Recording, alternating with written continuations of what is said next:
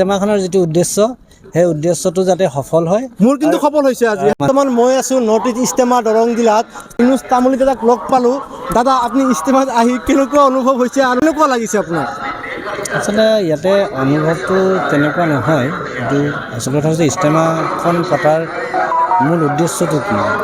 মূল উদ্দেশ্যটো হৈছে যে প্ৰত্যেকজন ব্যক্তিয়ে ইছলামক বুজি পাওক আৰু ইছলামৰ যিবিলাক তৌৰ তৰিকা, মানে ইছলামৰ যিবিলাক নীতি নিয়ম, সেই নীতি নিয়মবিলাক যাতে মানুহে সঠিক ৰূপে ৰূপায়ণ কৰক, তাৰ বাবে বছৰেকত এখন ইস্তেমা পতা হয়। আৰু গোটেই সমগ্ৰ যি অঞ্চলত এই ইস্তেমাখন যিসকলৰ বাবে পতা হয়, যেনেকৈ নৰ্থ ইষ্ট ইস্তেমা পাতিছে এতিয়া, নৰ্থ ইষ্টৰ যিকেইখন জিলাৰ ব্যক্তিসকলক ইয়ালৈ নিমন্ত্ৰণ জনাইছে বা যিকেইখন জিলাৰ মানুহক মাতিছে, সেইসকলক মাতাৰ উদ্দেশ্য এটাই, একগোট কৰি যাতে প্ৰকৃত ইছলামটো তেখেতলোকে শিকি লওক। আৰু প্ৰকৃত ইছলামটো শিকিবৰ কাৰণে ময়ো তাৰে এটা অংশ হৈ ইয়ালৈ আহিছোঁ।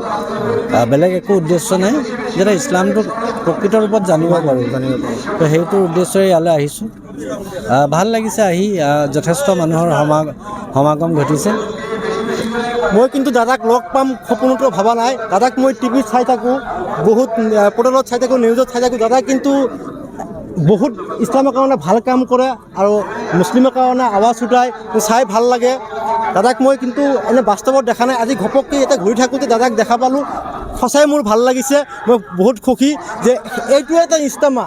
এই ইস্তেমাৰ মিনিংটো ইয়াতে বহুত অচিনাকি মানুহ, বহুত চিনিয়ে নাপাওঁ, দেশ বিদেশৰ মানুহ আজি ইয়াতে ইস্তেমাত আমি লগ পাওঁ। আমি ঘপককৈ ইয়াতে লগ পাই বহুত সুখী হৈছোঁ মই। দাদা আৰু কিবা এটা কওক, ভাল লাগিব আপোনাক, মানে সঁচাই আৰু মই কিন্তু আপোনাক খুবেই ভাল পাওঁ। আৰু আচলতে এই ইস্তেমাখনৰ যিটো উদ্দেশ্য, সেই উদ্দেশ্যটো যাতে সফল হয়। মোৰ কিন্তু সফল হৈছে আজি, কাৰণ মোৰ কিন্তু সফল হৈছে। নাই সেইটো নহয়। আচলতে ইস্তেমাখনৰ মূল উদ্দেশ্যটো হৈছে মানুহে ইছলামক শিকক, ইছলামক বুজক। খালী মানে কেৱল নামটো ৰাখি দিলে যে মুছলমান নহয়।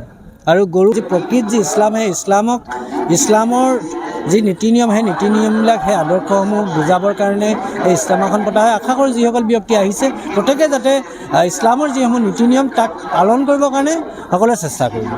ঠিক আছে দাদা। তো এইটোৱে ইছলাম, কাৰণ ইছলামত যে মানুহে ক'ত আহি লগ পায়, সেইটোৱে ইছলাম।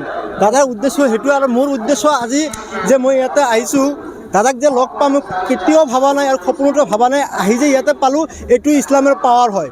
আৰু এই ভিডিঅ'টো যাৰ তাতে যাক আপুনি প্লিজ শ্বেয়াৰ কৰি দিব, কাৰণ ইছলামৰ পাৱাৰ ইয়াতে বুজিব পাৰি আমি। আসসালামু আলাইকুম।